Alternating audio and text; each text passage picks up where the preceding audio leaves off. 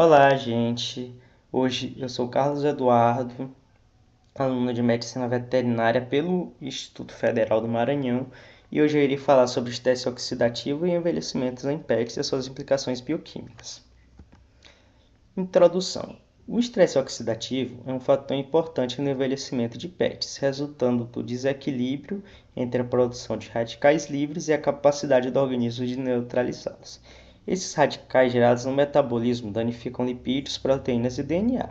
Enzimas como a superóxido dismutase, ou SOD, e a catálase ajudam na defesa celular, mas a sua ação diminui com o tempo. Assim surgem questionamentos sobre como esses radicais se formam, qual o papel da SOD e quais antioxidantes dietéticos podem ajudar na prevenção dos danos associados ao envelhecimento.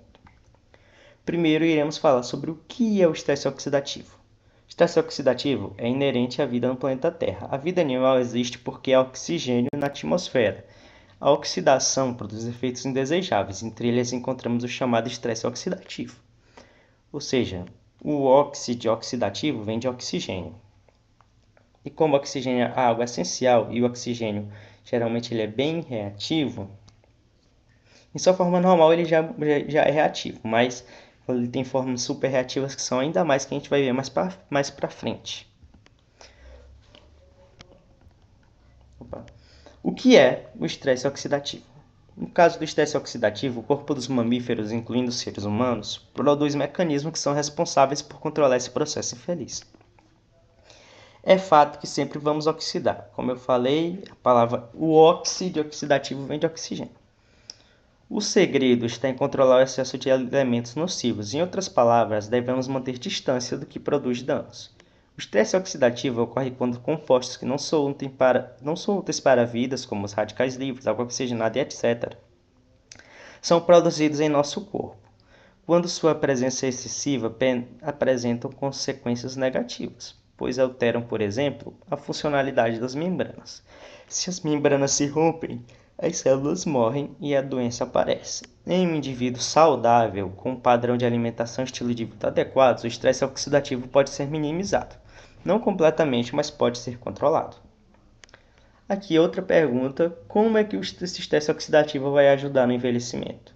O estresse oxidativo acelera o envelhecimento porque as espécies reativas de oxigênio, ou ROS, subprodutos do metabolismo celular, danificam progressivamente as estruturas fundamentais da célula. Primeiro, ele causa danos ao DNA. As espécies reativas de oxigênio reagem com o DNA, causando mutações, quebras de fitas e instabilidade genômica. Essas lesões acumulam-se com o tempo, introduzem senescência celular, parada de divisão, inflamação e declínio funcional dos tecidos. A disfunção mitocondrial. As mitocôndrias geram a maior parte das ROS, das espécies reativas de oxigênio, como os produtos da cadeia transportadora de elétrons. O excesso delas danifica o DNA mitocondrial, proteínas e lipídios, comprometendo a produção de energia. Isso cria um ciclo vicioso, mais falhas na cadeia respiratória e gera ainda mais ROS. A oxidação de proteínas e lipídios. As espécies reativas de oxigênio causam alterações químicas em proteínas, carbonilação e agregação, e lipídios, peroxidação, prejudicando funções enzimáticas, a integridade de membranas e a homeostase celular. Inflamação crônica. As células danificadas produzem substâncias pró-inflamatórias, ativando vias como NF-κB. A inflamação persistente intensifica o estresse oxidativo e danifica ainda mais os tecidos. Pois também o declínio da limpeza celular. Com a idade, sistemas de reparo, como a autofagia e proteassomo, perdem eficiência e isso leva ao acúmulo de organelas e proteínas danificadas, amplificando o dano celular. Ou seja, por isso é que nós envelhecemos por causa do estresse oxidativo. Como os radicais livres são gerados? Os radicais livres são subprodutos de reações geradoras de ATP e são nocivos ao corpo. Geralmente, os mecanismos de geração de ATP ocorrem nas mitocôndrias, membranas celulares e citoplasma, sendo as mitocôndrias as principais produtoras de radicais livres. Os organismos aeróbicos metabolizam de 85% a 90% do oxigênio consumido na mitocôndria, por meio da cadeia transportadora de elétrons. Os restantes 10 a 15% são utilizados por diversas enzimas oxidases e oxigenases e ainda por reações químicas de oxidação direta. Na mitocôndria, o O2 sofre redução tetravalente, com aceitação de 4 elétrons, resultando na formação de água. A enzima catalisadora dessa reação é a citocromoxidase. Na parte terminal da cadeia transportadora de elétrons, a referida enzima oxida 4 moléculas de citocromo C, removendo um elétron de cada uma delas. Esses elétrons são adicionados ao O2 para formar água. A ação da citocromo-oxidase controla a geração de radicais livres, impedindo a sua geração excessiva na mitocôndria.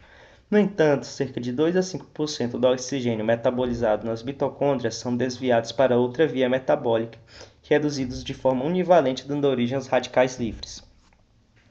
Os radicais livres mais comuns são, em face da redução univalente do O2, são gerados os radicais superóxido, que é uma espécie superreativa de oxigênio, a hidroxila, OH, e ainda o peróxido de hidrogênio, H2O2. Esse processo se dá mediante reações específicas catalisadas com enzima com a participação dos íons de ferro e cobre. Apesar do H2O2 não ser um radical livre propriamente dito, tem alto poder reativo por participar da geração de OH. Diferente dos radicais livres, o H2O2 tem vida longa e é capaz de atravessar as membranas celulares, apresentando-se potencialmente tóxico para as células. Esta toxicidade pode ser aumentada em 10.000 vezes pela presença de ferro. Além da capacidade do O2 de participar das reações de geração de OH, pode ainda, por meio da reação com um radical livre, óxido nítrico, gerar a espécie reativa de nitrogênio, peróxido de nitrito, também potencialmente reativa. A ligação de ferro e cobre às proteínas específicas, transferrina, ferritina e ceruloplasmina, por meio das quais eles estão transportados, utilizados e estocados, previne ou minimiza a reação de geração de radicais livres catalisados por esses metais. No citoplasma das células hepáticas, o ferro livre não ligado à ferritina é facilmente dissociado na forma de íon, que torna cataliticamente ativo, apto para participar de reações de óxido-redução e, consequentemente, na geração de radicais livres. Como os radicais livres são gerados no metabolismo? Ou seja, aqui nós vamos ver em ordem cada etapa e como é que eles são gerados. Primeiro, nós temos a respiração mitocondrial, com cadeia transportadora de elétrons. Nas mitocôndrias, cerca de 1 a 4% do oxigênio consumido pode escapar da cadeia respiratória gerando superóxido. Esse radical é estável e pode levar à formação de outras espécies reativas de oxigênio, como H2O2 e a radical hidroxila. Enzimas oxidativas no metabolismo. Algumas enzimas, como a NADPH oxidase, xantina oxidase e o sistema citocromo P450, produzem espécies reativas de oxigênio durante a reação de oxidação. Em peroxissomos, enzimas geram peróxido de hidrogênio. Também nós temos os fagócitos, que são da resposta imune. Neutrófilos e macrófagos produzem espécies reativas de oxigênio para eliminar patógenos, usando-as como mecanismos antimicrobianos. Como exemplo, isso é uma oxidação controlada, ou seja, apesar dos radicais livres serem nocivos para a gente, esses elementos químicos que aumentam o estresse oxidativo também são úteis para serem usados pelo sistema imunológico para eliminação de vírus e micro-organismos indesejados. Temos as reações não enzimáticas e o estresse, que são a exposição à radiação UV, raio-x, poluentes, metais pesados, tabaco e até esforço físico intenso. Também desencadeia espécies reativas de oxigênio, ou seja, diretamente estimulando as cascatas reativas. Então, cabe a nós tomarmos cuidado com a radiação UV, com os poluentes, metais pesados, esforço físico excessivo. Tomar cuidado para nossos pets também, para a gente não expor eles demasiadamente a certos níveis de radiação UV, a poluentes e a esforço físico excessivo. E até o estresse mental também pode desencadear a geração de radicais livres e enzimas que não são benéficas para o corpo. Aqui eu vou falar das principais enzimas antioxidantes e como atuam. Primeiro nós temos a superoxidismutase, uma enzima extremamente importante que converte o radical superóxido em oxigênio e peróxido de hidrogênio. Possui diferentes isoformas. Só de 1 no citoplasma contém cobre e zinco, só de 2 na mitocôndria contém magnésio e só de 3 extracelular que contém cobre e zinco. Sua reação é extremamente rápida, quase limitada pela difusão, interceptando o oxigênio superreativo antes que cause danos ou compostos tóxicos como o peróxido de nitrito. Ou seja, a sódio é uma enzima muito importante que converte o superóxido em oxigênio e peróxido de hidrogênio. Temos a catálise, ou CAT, que decompõe rapidamente o peróxido de hidrogênio em água e oxigênio, evitando o acúmulo de peróxidos tóxicos. Está presente peroxissomos no citoplasma e em altas concentrações no fígado, nas células vermelhas do sangue. Cada molécula catalisa milhões de H2O2 por segundo, usando o ciclo com ferro M no seu sítio. Ou seja, a superóxido dismutase que converte o radical superóxido em oxigênio e peróxido de hidrogênio. Mas, ao converter o superóxido em oxigênio, tem um subproduto peróxido de hidrogênio que é nocivo. Aí entra a catálise, que decompõe o peróxido de hidrogênio em água e oxigênio antes que ele cause danos às nossas estruturas. Temos também a glutationa peroxidase, que reduz a água oxigenada em hidroperóxidos lipídicos, água e alcoóis, utilizando a glutationa reduzida GSH como cofator. Existem pelo menos 6 isoformas, GPX1 a GPX6, muitas delas contendo selênio em sua estrutura ativa. É eficiente em baixos níveis de peróxido, tendo afinidade menor que a catálise. Temos também a glutationa redutase, GR, que regenera a glutationa reduzida a partir da sua forma oxidada, GSSG, mantendo o sistema GPX funcional, que utiliza NADPH gerado via da pentose fosfato para converter GSSH em duas moléculas de GSH. Temos também a tiorredoxina e a tiorredoxina redutase, que conservam proteínas em sua forma reduzida, regulam o status redox, protegendo contra danos causados pelos radicais pelas espécies reativas de oxigênio. O sistema funciona com a tiorredoxina, que produz proteínas oxidadas, sendo reciclada pela tiorredoxina redutase com o uso de NADPH.